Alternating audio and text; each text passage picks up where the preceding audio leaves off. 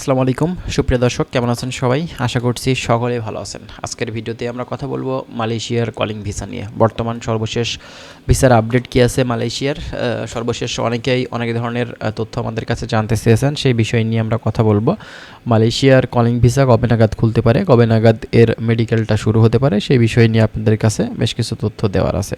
বর্তমান সময়ে এখন যে জিনিসটা আমরা দেখতে পাচ্ছি যে মালয়েশিয়াতে কিন্তু হাজার হাজার বাংলাদেশি আছে যারা কিন্তু নতুন করে এখন ঢুকতে চাচ্ছেন, কিন্তু সময় সুযোগ বা সরকারের পারমিশন না থাকায় কিন্তু এখন এই ভিসাটা কিন্তু ওপেন করছে না, বা কবে নাগাদ ওপেন করতে পারে সেই বিষয় নিয়ে কিন্তু এখন পর্যন্ত কোনো অফিসিয়াল আপডেট দেয়নি। তবে এতটুকু কনফার্ম আমরা যে জিনিসটা, সেটা হচ্ছে বাংলাদেশ থেকে অবশ্যই কিন্তু কলিং ভিসাতে কর্মী নিবে। তবে এটা কবে নাগাদ শুরু করতে পারে সেই বিষয়ে আমাদের শুধুমাত্র একটা ধারণা বা আইডিয়া ছাড়া সঠিকভাবে বলা কিন্তু খুবই মুশকিল।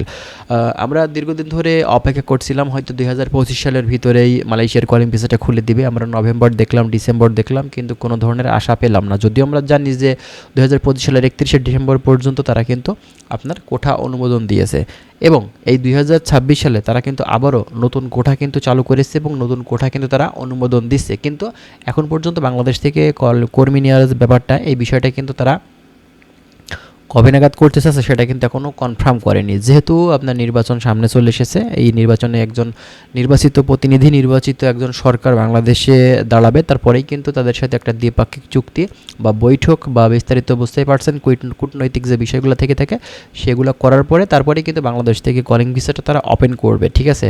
এজন্যই তারা কিন্তু হোল্ড করে রেখেছে আপনার কলিং ভিসাতে কোন কোন এজেন্সিগুলো বাংলাদেশ থেকে মূলত কর্মী পাঠাতে পারবে এই ব্যাপারটা, ঠিক আছে? তা না হলে আমরা কিন্তু আগে দেখেছি যে কলিং ভিসাতে কোন এজেন্সিগুলো কাজ করবে, কোন এজেন্সিগুলো ম্যানপাওয়ার করাতে পারবে, সেগুলো কিন্তু আপনার হচ্ছে এই ব্যাপারটা আমরা কিন্তু 2025 সালেই কিন্তু দেখেছি। কিন্তু এখন পর্যন্ত তারা কিন্তু কোন কোন এজেন্সি কাজ করবে সেই ব্যাপারটা কিন্তু কনফার্ম করছে না, কারণ এখন পর্যন্ত কোনো ধরনের মূলত সরকার বাংলাদেশে এখনও আসেনি।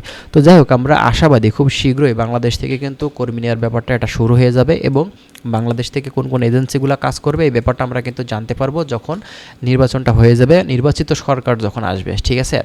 তো এখন পর্যন্ত আমাদের শুধুমাত্র যদি মনে হয় যে ইমার্জেন্সি মালয়েশিয়াতে ঢোকা প্রয়োজন, সেক্ষেত্রে আপনি সাবা সরাক ভিসাতে ঢুকতে পারেন, এবং এর পাশাপাশি আপনি কিন্তু ট্যুরিস্ট ভিসাতে মালয়েশিয়াতে ঢুকতে পারেন। তবে সাবা সরাক কিন্তু এটা ওয়ার্ক পারমিট ভিসা, এখানে গিয়ে কিন্তু আপনি কাজ করতে পারবেন, কিন্তু কলিংয়ের ভিসা না। তবে ট্যুরিস্টে গিয়ে আপনি বেড়ানোর উদ্দেশ্যে সেখানে গিয়ে যদি কাজ করে থাকেন তাহলে কিন্তু আপনি অবৈধ হয়ে যাবেন। তবে অবৈধভাবে সেখানে কিন্তু কাজ করা যায়, জানেন মালয়েশিয়াতে কিন্তু হাজার হাজার বাংলাদেশি ভাই আছে যারা কিন্তু অবৈধভাবে কাজ করে, আপনিও করতে পারবেন, কিন্তু সেখানে অবৈধ হয়ে যাবেন, এতটুকু কিন্তু আপনি শিওর থাকেন, ঠিক আছে?